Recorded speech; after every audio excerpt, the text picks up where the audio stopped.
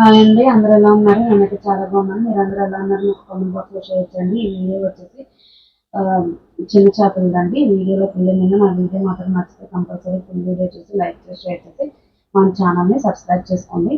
మీరు సబ్స్క్రైబ్ చేసుకుని లైక్ చేస్తేనే మన ఛానల్ ఇంకొంచెం ముందుకు వెళ్తుందండి. ఇప్పుడైతే వీడియో చూసేద్దాం. ముందుగా పొయ్యి మీద బాండి పెట్టేసుకుని ఆయిల్ వేసుకుని అందులో ఉల్లిపాయ పచ్చిమిరపకాయ వేసేసుకుని కొంచెం ఉప్పు పసుపు వేసేసుకుని చక్కగా మనం ఫ్రై చేసేసుకోవాలండి. ఉల్లిపాయ వేగేటప్పుడు ఉప్పు పసుపు అనేది వేసేసుకుంటే తొందరగా వేగిపోతాయి. ఇప్పుడైతే ఉల్లిపాయ అనేది వేగిపోయిన తర్వాత మనం ఇప్పుడు చిన్న చేపలు అనేది వేసుకోవాలి. వీటిని ఇసుక దుంపలు అంటారండి. ఇవి చాలా బాగుంటాయి, చాలా టేస్టీగా కూడా ఉంటాయండి. నేను చిన్న చిన్నగా తీసుకున్నాను, కొంచెం పెద్దగా ఉన్నాయైతే కట్ చేసుకున్నానండి. ఇవి చాలా బాగుంటాయండి. ఇప్పుడు మనం ఇవన్నీ వేసేసుకున్న తర్వాత టేస్ట్కి సరిపడా కారం అనేది వేసేసుకోవాలి. నాన్ వెజ్ కర్రీస్ అంటే కొంచెం కారం ఎక్కువ పట్టిద్ది కాబట్టి కారం అనేది తీసేసుకోవాలండి.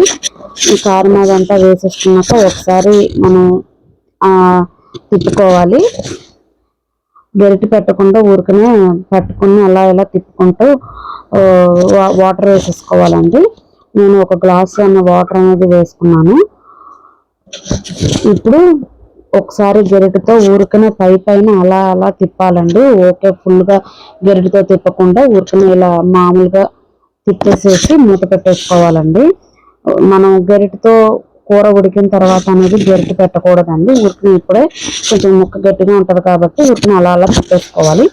ఇప్పుడు ఒక 5 నిమిషాల తర్వాత మనకి ముక్క అనేది ఉడకపెట్టిన తర్వాత ఇప్పుడు అల్లం వెల్లుల్లి పేస్ట్ వేసేసుకోవాలండి. నేనైతే ఏ చేపల కర్రీకైనా నేను అల్లం వెల్లుల్లి పేస్ట్ సగం ఉడికిన తర్వాతే వేసుకుంటాను. అప్పుడే టేస్ట్ అనేది బాగుంటుంది. ఇప్పుడైతే నేను అల్లం వెల్లుల్లి పేస్ట్ అనేది వేసేసుకున్నాను. ఒకసారి మనం తిప్పేసుకున్న తర్వాత హ్యాండిల్ పట్టుకుని మనం అలా అలా తిప్పేసుకున్న తర్వాత మూత అనేది పెట్టేసుకోవాలండి. ఊరికనే ఒకసారి అలా అలా గరిటెతో అనేసేసి మొత్తం మిక్స్ అయ్యేలాగా అనేసేసి ఇప్పుడు మూత అనేది పెట్టేసుకోవాలి. కొంచెం ఉడికిన తర్వాత ఇప్పుడు కొంచెం ఉడికిపోయిందండి. ఉడికిన తర్వాత కొత్తిమీర అనేది వేసేసుకోవాలి. కట్ చేసుకుని కొత్తిమీర అనేది వేసేసుకుని మనం ఇప్పుడు ఉడికిపోతుందండి. ఒకసారి మిక్స్ చేసేసుకుంటే శుభ్రంగా ఉడికిపోతుంది కూర అనేది.